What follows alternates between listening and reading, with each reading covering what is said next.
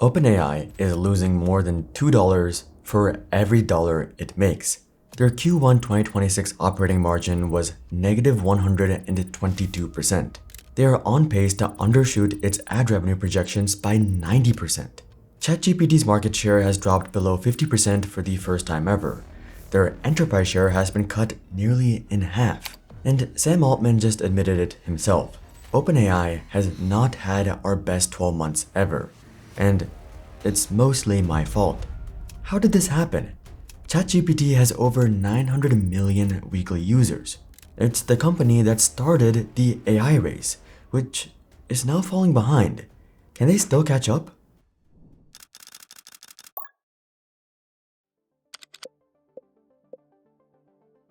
To answer these questions, we need to look at the state of OpenAI now and how we got here. The first tipping point wasn't actually Anthropic, but Gemini. In November 2025, Gemini 3 beat GPT 5.1 across essentially every benchmark. This caused Altman to issue a code red at OpenAI. Though OpenAI still had a gigantic lead, over 1.1 billion users, with Gemini at 662 million and Claude with 245 million. But these numbers are quite deceptive. OpenAI has a lot of users, but their control on the markets that matter is shrinking.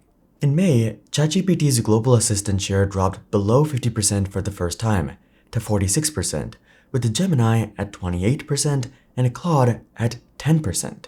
It seems like OpenAI is still in the lead, but things get a lot worse for OpenAI when we look at what actually makes money: enterprise spending. And oh boy, is it bad. We estimate Anthropic now earns 40% of enterprise LLM spend, up from 24% last year and 12% in 2023. Over the same period, OpenAI lost nearly half of its enterprise share, falling to 27% from 50% in 2023. Google also saw significant gains, increasing its enterprise share from 7% in 2023 to 21% in 2025. This is one of the biggest foundational problems, and a big part of this is coding, where LLMs have seen some of the most successful return. Anthropic now has 54% of the coding market, with OpenAI at just 21%. And part of the challenge is the delay or restraint of computing power. About 40% of US data centers planned for 2026 are already delayed. Transformer lead times have stretched to 5 years in some regions, and OpenAI has cancelled sites in the UK, Norway, and Lordstown, Ohio. OpenAI is struggling in the deep, high-revenue niches that matter. But there's another part we need to talk about: ads. OpenAI and others have claimed that ads are their saving grace, and it very well could be the way to monetize the free tier, because boy are there a lot of them. Out of 900 to 910 million weekly active users, 95% of them are on the free service. Hence why OpenAI set a target of $100 billion in ad revenue for 2030. If they can't dominate coding or enterprise, maybe they can be the mass market ad service? Well, OpenAI's ad business is on pace to miss this by 90%. In fact, the standalone AI chatbots like ChatGPT, Gemini, Copilot, Google AI Mode, and more will have cumulatively generated under $1 billion in 2026 in ad revenue. By 2030, it's expected to be just $5.41 billion across the entire market. OpenAI's single company 2030 target is roughly 20 times larger than eMarketer's estimate for the entire US chatbot ad market. But why? They have so many users. Why can't they monetize them? Well, a few reasons. It turns out prompt replies are surprisingly hard to advertise on. Only about 2% of ChatGPT prompts, aka what the person is searching, involve purchasable products. So it's hard to sell something when the prompt doesn't relate in any way. Hence, ChatGPT ads have a terrible click-through rate of 0.91 to 1.3%.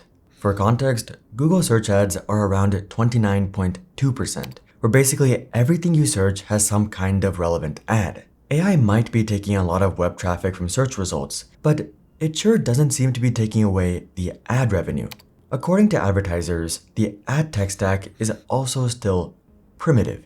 CPMs on the ad business have already collapsed from $60 to as low as $25. To make matters worse, 80% of users sent fewer than 1,000 messages all year in 2025, an average of fewer than 3 prompts per day.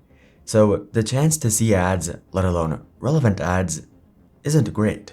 But with all that said, none of that matters if OpenAI is actually making money. So how is that looking? Well, OpenAI has 2 gigantic problems to deal with before they can even start.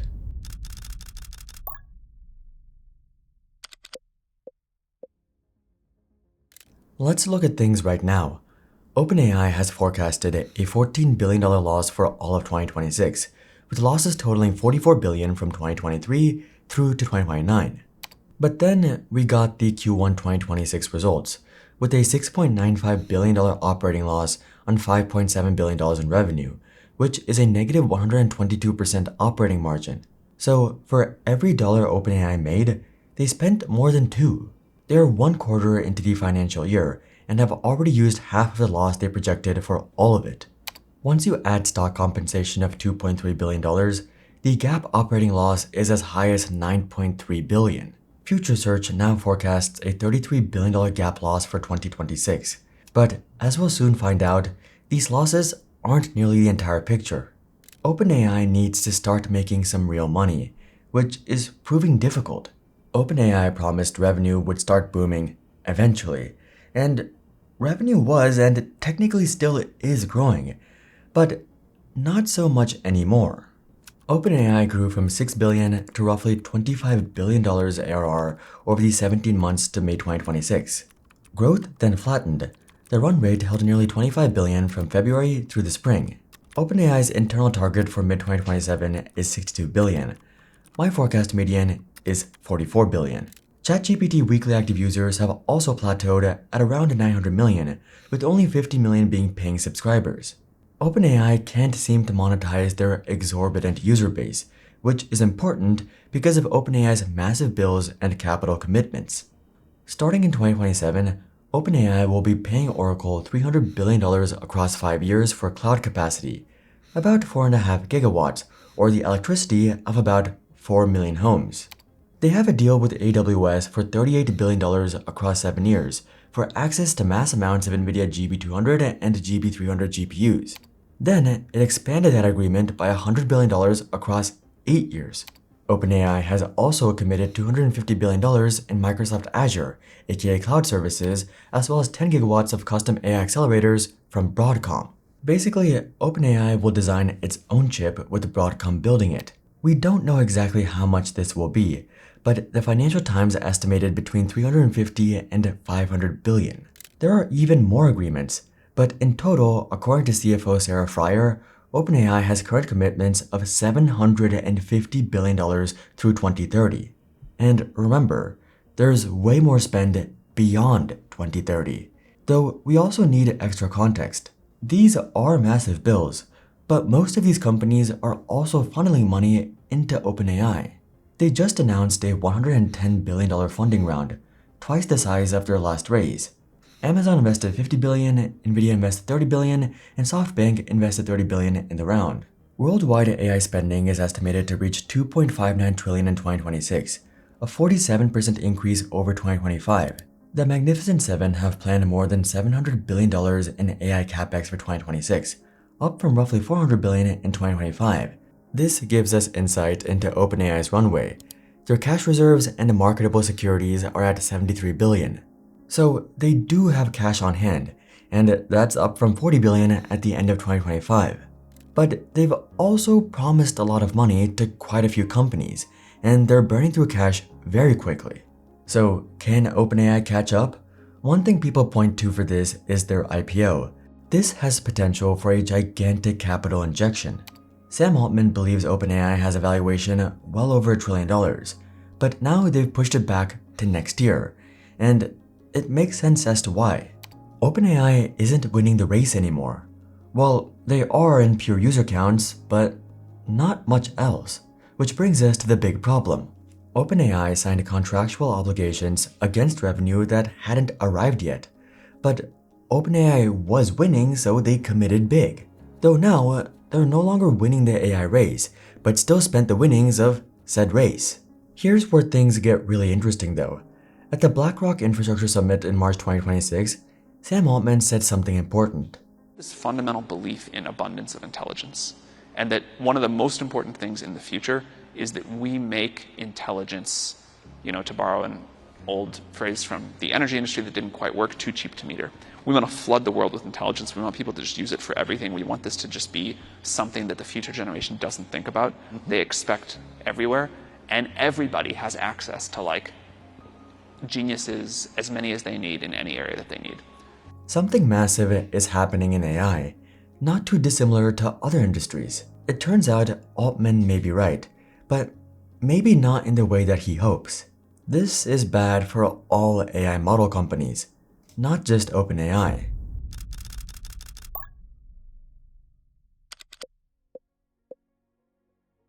If you've watched this far, consider subscribing.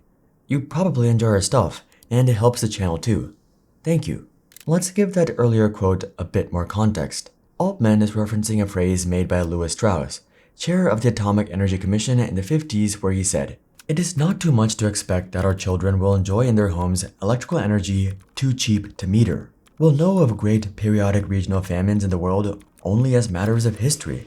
We'll travel effortlessly over the seas and under them and through the air with a minimum of danger and at great speeds. And will experience a lifespan far longer than ours." This was his prediction about nuclear power, which never came true. But something else happened. Electricity became one of the most tightly regulated industries in the developed world. It still became a commodity with extremely thin margins. A part of that ecosystem absolutely makes a ton of money. The turbine makers, transformer manufacturers, and transmission networks are very profitable. The value in electricity moved down the stack, or rather, it was always there anyway. What makes all of this so ironic is that Sam Altman literally predicted all of this. In his June 2025 essay, The Gentle Singularity, he wrote that, as data center production gets automated, the cost of intelligence should eventually converge to near the cost of electricity. It's not just electricity either. The challenge for that model should become apparent if you go back again and look at what happened in mobile, where mobile data has grown 1.5 to 2,000 times in the last 10 or 15 years, but the stocks have gone nowhere. It's a $1 trillion industry that doesn't make a very good return, and all the value capture, all the cool stuff is built by somewhere else.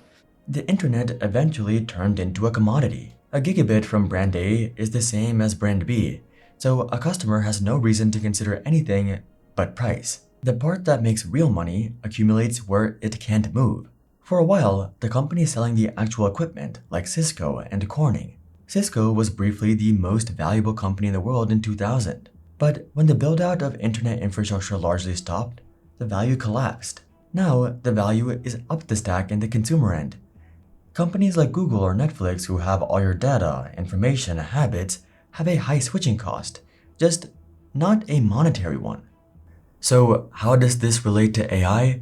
Because the exact same thing is happening. There's a challenge selling a commodity and expecting to capture value from it, and it does look at the moment like models appear to be commodities. Now, this is kind of a challenging statement because you use one and you use the other and they change all the time and you think this one's better than that one.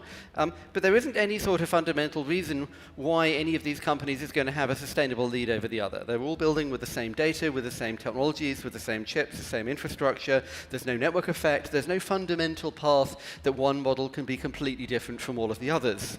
And so that gets us to a question of what this equilibrium is going to look like when everything settles down. In 2023, both the GPUs and the AI models were scarce. But now, in 2026, GPUs are still scarce, but models are not, and they're all getting closer and closer. The gap between the best closed model and the best open weight model on Chatbot Arena fell from 8.04% in January 2024 to 1.7% in February 2025. The supply side is now effectively infinite.